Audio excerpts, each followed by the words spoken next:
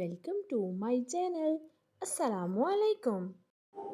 आइए जानते हैं कमाल नाम के मायने और इसकी तफसील।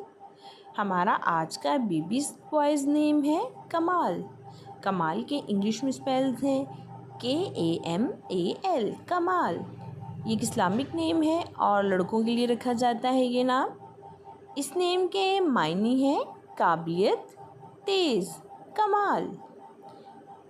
इस नेम की तफसील है मोहम्मद कमाल, कमाल अहमर।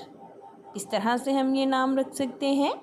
आप भी अपने नाम का मायने जानने के लिए कमेंट्स में अपना नाम लिखें और मायने जानिए। एंड अपने नाम की स्पेशल वीडियो बनवाने के लिए भी आप मेरे कमेंट बॉक्स में अपना नाम कमेंट कर सकते हैं। And please like the video, subscribe my channel. Okay dears, फिर मिलेंगे न्यू नेम न्यू वीडियो के साथ। अपना ख्याल रखिएगा, दुआओं में याद रखिएगा। अल्लाह हाफिज़।